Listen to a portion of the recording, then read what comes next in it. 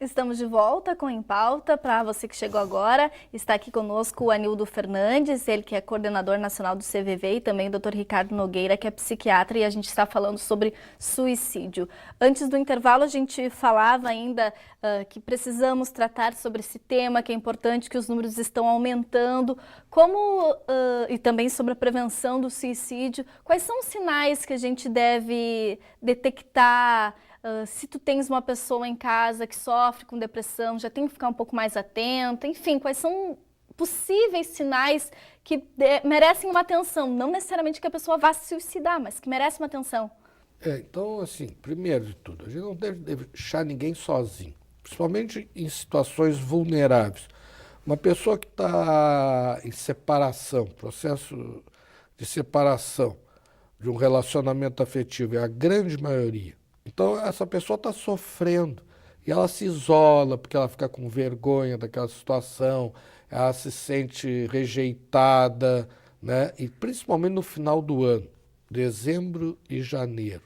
Então, o que acontece? Chega fim do ano, a pessoa quer zerar o placar, começar tudo de novo, né? Uma nova vida, com outro relacionamento. E sempre que há uma situação de litígio conjugal e afetiva, tem sempre uma terceira pessoa, o que quer dizer que alguém vai ficar fora, que alguém vai ter um sentimento de perda, não é? Então, aí o que ocorre? A pessoa fica muito triste e fica frustrada, fica com raiva, né? E aí ocorre, muitas vezes, alguns homicídios e até suicídios. É muito comum, infelizmente.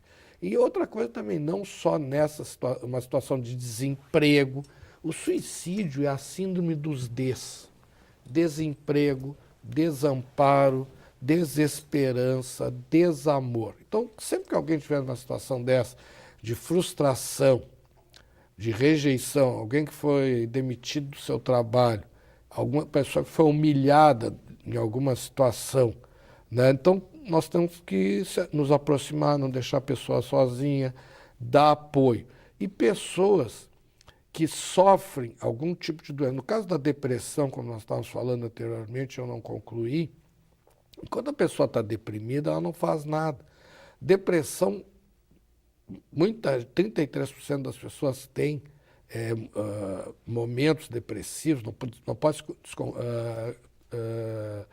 fazer a confusão de depressão com tristeza. Tristeza é uma coisa normal, porque tu consegue reagir. Na depressão, a pessoa não reage. Só que, às vezes, ela vai reagir quando ela sai da melancolia entrando na euforia. E aí é o grande perigo. E o perigo maior é quando a depressão está associada ao uso de álcool e drogas. Porque a pessoa pensa em se matar, mas não tem coragem para tentar e planejar. Mas quando ela está alcoolizada ou drogada, ela consegue.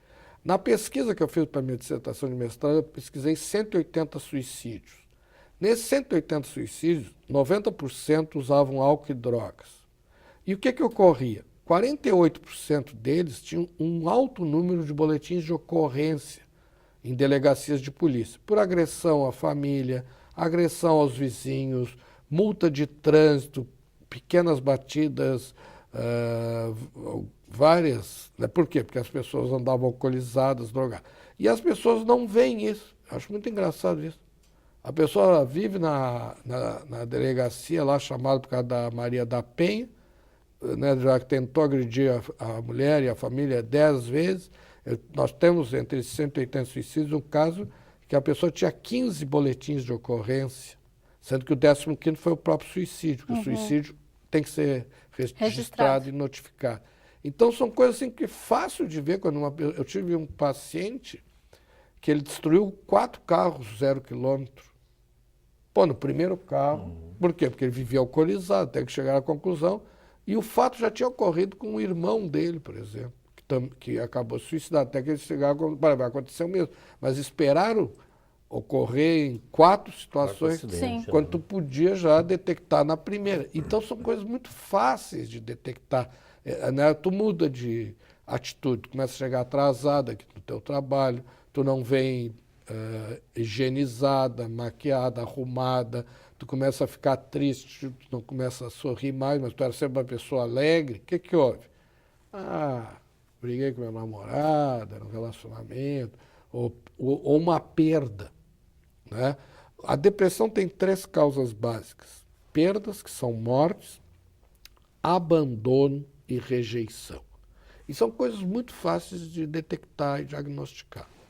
As pessoas que Também. normalmente procuram CVV são nesse sentido, assim, é esse tipo de situação que elas estão passando também, Anildo? É isso que tu percebe? Eugênia, nós trabalhamos com sigilo e a privacidade Claro. da pessoa que nos liga. Então, nós não nos comunicamos entre nós voluntários Sim. o que está acontecendo. Mas uma coisa que a gente percebe muito é que as ligações estão sempre atreladas às perdas, tá?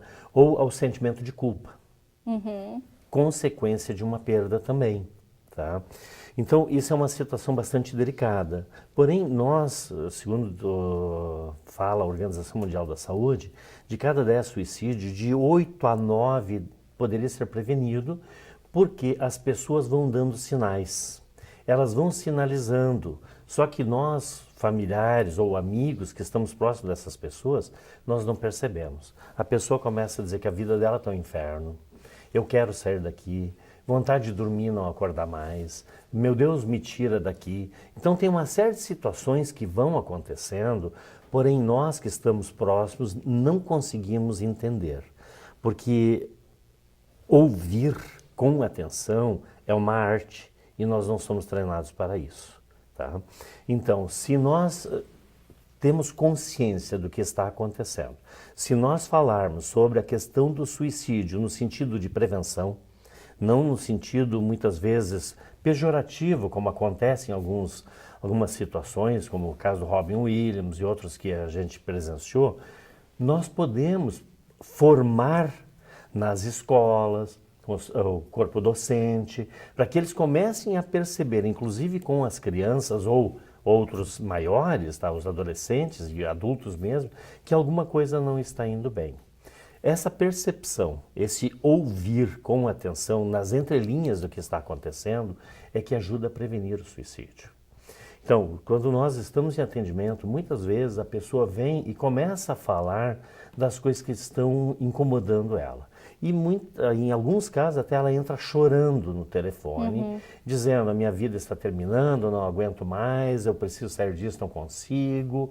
E o voluntário ou a voluntária começa a conversar com essa pessoa e reforçar dentro do que ela está dizendo algumas palavras ou algumas frases que ela nos disse, tá?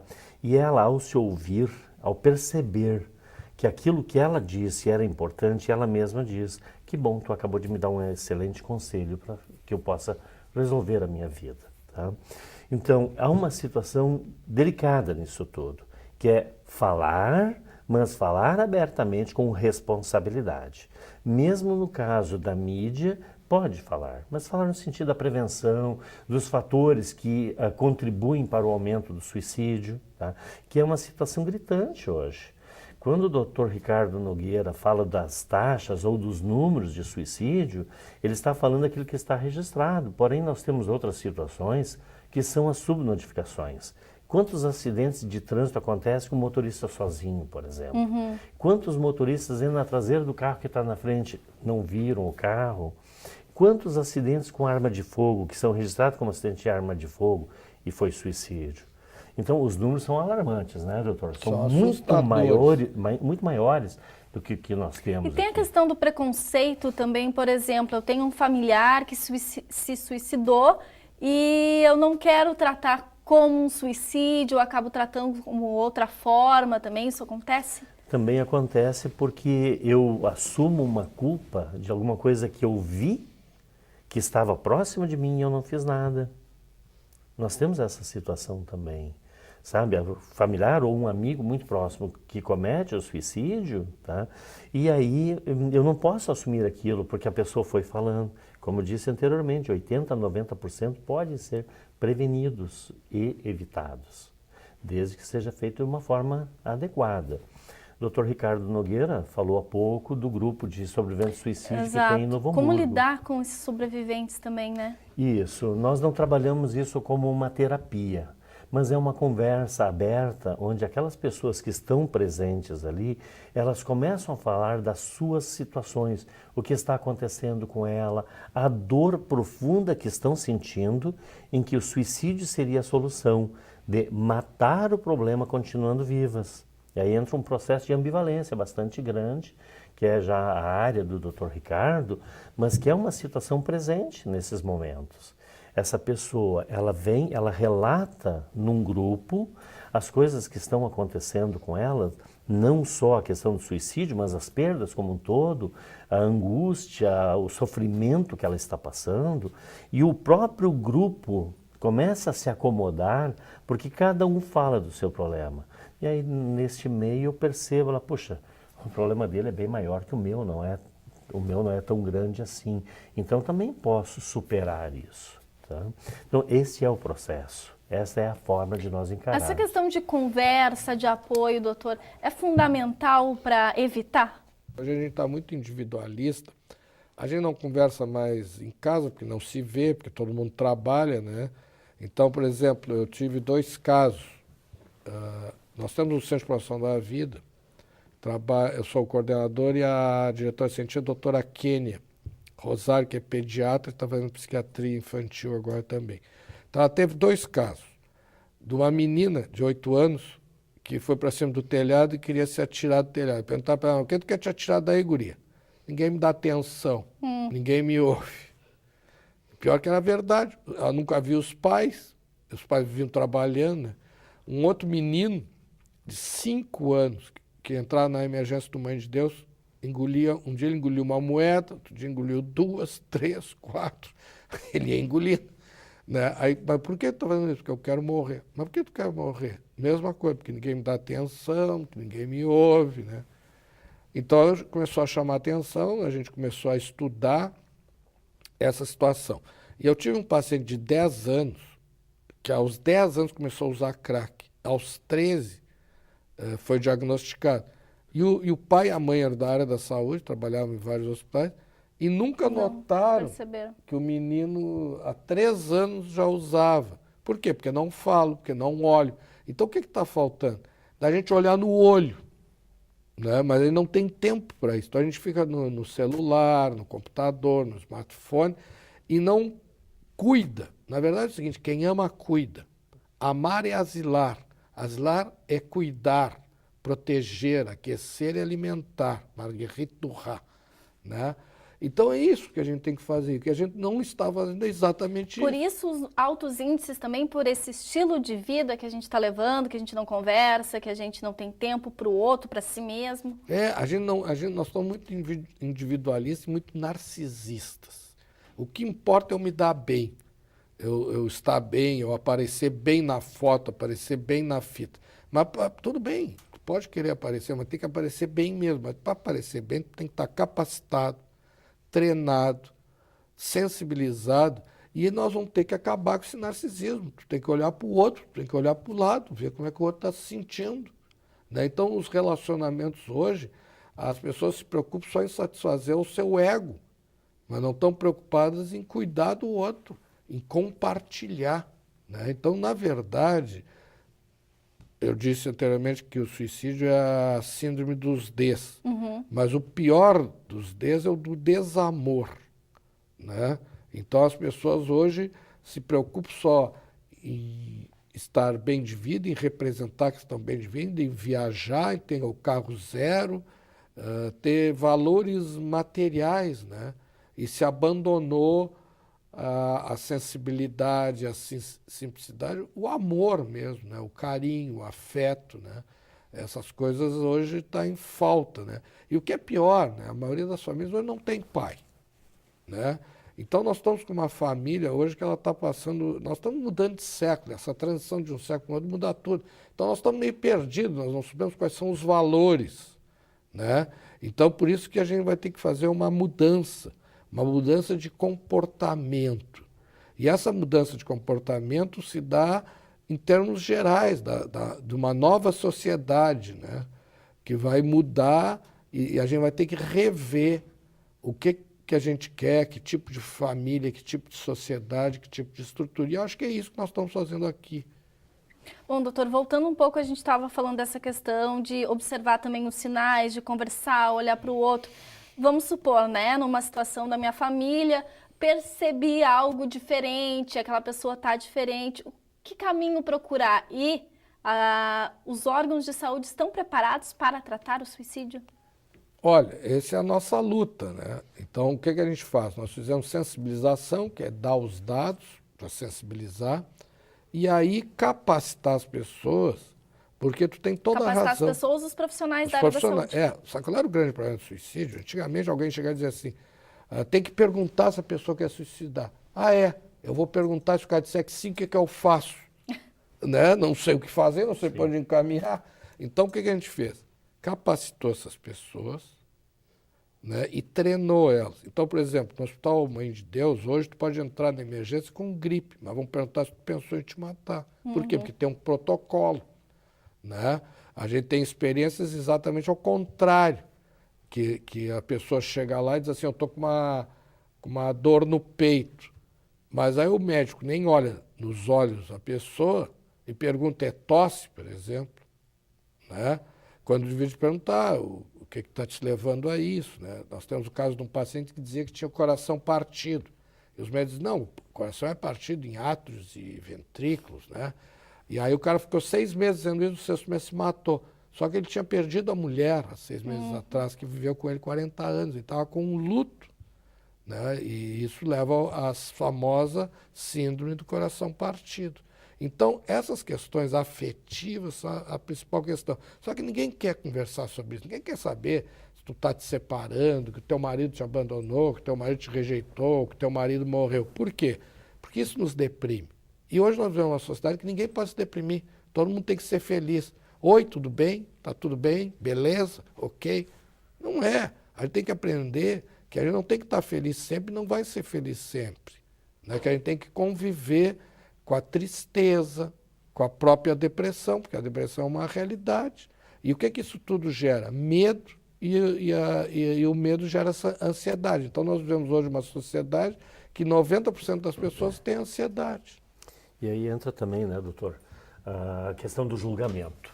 Se eu chego e digo que eu não estou bem, que alguma coisa está me incomodando, mesmo quando a gente se encontra no corredor aqui da faculdade, por exemplo, eu passo por ti e tu me pergunta, aí, tudo bem? Bah, não está nada bem, não estou legal. Ah, não, eu também, bah, tu não imagina como é que está a minha vida. Quer dizer, ao invés de você me ouvir, você passa a falar de você, tá?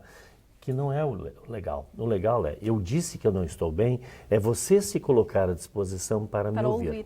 Então, aliado à questão da procura por um profissional da área que tem que cuidar desse paciente ou dessa pessoa nessa situação, a escuta também é muito importante. É se colocar a ouvir essa pessoa. Mas esse ouvir não é um ouvir crítico para dizer não é nada disso, deixa de ser bobo, vai cuidar da tua vida, como...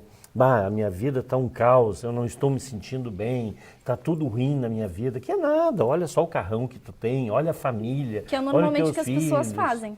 Sim, exatamente. Aí vem o julgamento do status e da posição dele, mas deixa de olhar ele por dentro como é que ele está. Ou só tenta reanimá-lo e não entendê-lo. Mas só que lá o problema é que aí é uma visão externa. Mas como? Tu é jovem e bonita, não pode pensar. Eu tinha uma paciente minha que odiava isso. Só porque eu sou jovem e bonita, não posso estar triste, deprimida. Sou jovem, bonita, demitida, chutada, abandonada, e quer que eu fique o quê? Eu quero é morrer mesmo. Por quê? Porque essa vida que eu estou levando não aguento mais. Tudo bem, nós precisamos acabar com essa tua vida, mas não precisa, com essa situação de vida. Nós vamos ter que virar a página, entendeu? Então o que nós vamos fazer? O teu amor acabou? O que cura uma dor de amor, todo mundo já sabe, é um novo amor.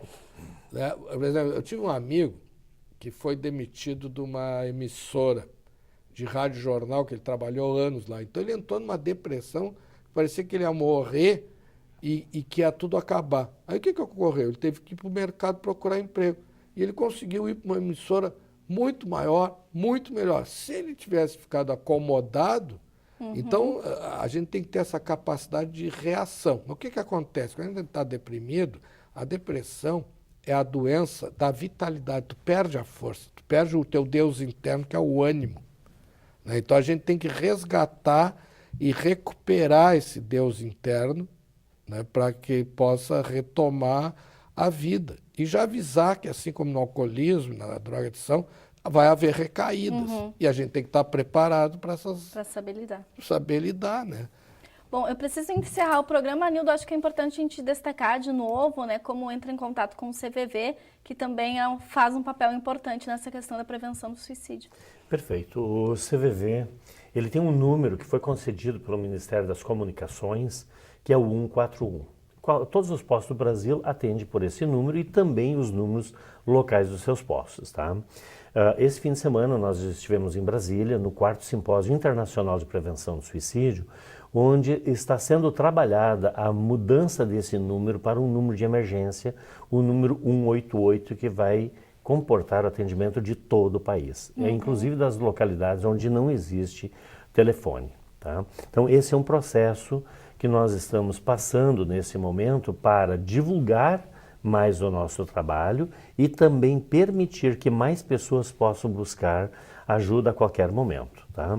Então, as pessoas que quiserem, neste primeiro momento, ligar para o CVV, é 141 o telefone, ou através da internet, www.cvv.org.br, que é o site nacional onde ele encaminha para os postos, da localização do atendimento por chat, por Skype e tudo mais. Aqui na cidade de Novo Hamburgo nós temos o 3065-4111, também que faz esse atendimento. E temos o grupo de apoio aos sobreviventes do suicídio, que se reúne sempre na primeira terça-feira de cada mês no plenarinho da Câmara de Vereadores aqui em Novo Hamburgo, às 19h30, tá? Prefeito. Doutor Ricardo, mais alguma coisa a destacar? Não, eu quero destacar o Anildo como coordenador nacional do CVV, e nós somos também um voluntário técnico do CVV, assim, sempre que a gente é chamado, e a gente faz isso com o maior prazer, através do Centro de Promoção da Vida e Prevenção do Suicídio do Hospital Mãe de Deus, eu como coordenador e a doutora Kênia Rosário como diretora científica, que sempre vamos estar ao lado. Já estamos, o Anildo já nos botou em contato com todos os CVVs do Brasil, e eu acho que eu gostaria de sugerir que essa ideia do grupo de sobreviventes fosse expandida para todos os CVVs, né, do Brasil. Eu acho que é um projeto interessante e a gente se coloca à disposição de todos, no Hospital Mãe de Deus e em toda a rede dos serviços do Hospital Mãe de Deus, que vai de Porto Alegre até Torres, no litoral. Então, todos os nossos serviços têm unidades para o atendimento dos pacientes com sofrimento psíquico, com alterações psiquiátricas. E muita gente diz assim, mas só tem convênio particular? Não, nós trabalhamos com o Sistema Único de Saúde, né? Não só em Porto Alegre, como em Canoas, Capão da Canoa, Torres, Taquara, em toda a rede. Ok, muito obrigada pela participação de vocês. Obrigada a você que ficou em casa, espero que você tenha gostado do programa e vamos ficar mais atentos, conversar mais e qualquer coisa procurar a ajuda de um especialista e também procurar o CVV. Eu lembro mais uma vez que você é o nosso convidado sempre a participar aqui do programa, sugerindo um tema, pode ser qualquer tema, pode ser tabu que a gente fala aqui também, é tvfevale@fevale.br o nosso e-mail. Obrigada pela sua companhia, até a próxima.